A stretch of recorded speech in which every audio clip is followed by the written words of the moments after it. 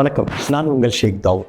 இந்திய சுதந்திர போராட்ட வரலாற்றில் மறக்கவியலாத நபர் வீரன் பகத்சிங். பகத்சிங் 1928 அக்டோபர் மாதம் 30 அன்று சைமன் கமிஷன் லாகூர் வந்த பொழுது லாலா லஜபதி ராய் அவர்கள் தலைமையில் ஒரு மிகப்பெரிய ஆர்ப்பாட்டம் நடக்கின்றது. லாலா லஜபதி ராய் அவர்கள் காவல்துறையினால் மிக கடுமையாக தாக்கப்படுகிறார்கள்.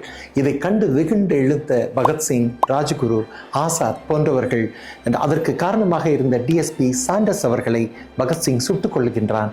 சுட்டுக் கொன்ற பிறகு இவர்கள் மூவரையுமே காவல்துறை கைது செய்கிறது. கைது செய்த பிறகு அவர்களுக்கு மரண தண்டனை உறுதிப்படுத்தப்படுகிறது. இந்த நேரத்தில் தான் அந்த மரண தண்டனை விதித்த வெள்ளைக்கார நீதிபதி தொடர்ந்து பகத்சிங்கை பார்த்து கொண்டே இருக்கிறார்.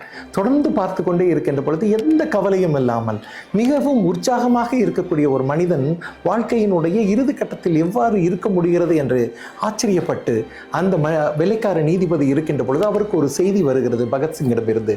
என்னை நீங்கள் தூக்கில் தொங்க விடுவதை விட என்னை துப்பாக்கி குண்டுகளால் சுட்டு கொன்று விடுவதற்கு வாய்ப்பு இருக்கிறதா என்று ஒரு கடிதம் வருகிறது. பகத்சிங்கை நேரில் சந்திக்கிறார் அந்த வெள்ளைக்கார நீதிபதி. சந்தித்து விட்டு எவ்வாறு உன்னால் இவ்வளவு மகிழ்ச்சியாக வாழ்க்கையினுடைய கடைசி நேரத்தில் இருக்க முடிகிறது என்ற பொழுது, என் தேசத்திற்காக உயிரை விடுவதை விட வேறு என்ன பேரு நான் பெற்றிருக்க முடியும், மிகுந்த மகிழ்ச்சியோடு இருக்கிறேன் என்று சொல்கின்றார். இரண்டாவதாக நீதிபதி, உன்னுடைய இறப்பை தூக்கில் தொங்கும் பொழுது உனக்கு கடுமையான வலி இருக்கும் என்பதால் தானே துப்பாக்கியால் சுட்டுக் கொள்ளுங்கள் என்று எனக்கு கடிதம் எழுதியிருக்கிறாய் என்று கேட்ட பொழுது சிரித்துக்கொண்டே பகத்சிங் சொல்கிறார், இல்லை, நான் தூக்கில் தொங்கவிடப்படுகின்ற பொழுது நான் தொங்கவிடப்படுவேன். ஆனால் துப்பாக்கியால் சுட்டுக் கொல்லப்படுகின்ற பொழுது நான் என் தாய் மண்ணை முத்தமிட்டு கொண்டே மரணத்தை சந்திப்பேன். ஆகையால் தான் என் மரணம் துப்பாக்கியால் வேண்டும் என்று நான் உங்களிடம் கேட்ட பொழுது வெள்ளைக்கார நீதிபதி அதிர்ந்து போகிறார்.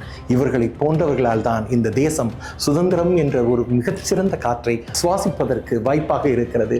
பகத்சிங் இளைஞர்களுடைய எழுச்சி நாயகன். இவர்களை போன்றவர்களுடைய வாழ்க்கையை பின்பற்றுகின்ற பொழுது வாழ்க்கை அழகானதாக மாறும். வாழ்த்துக்கள்.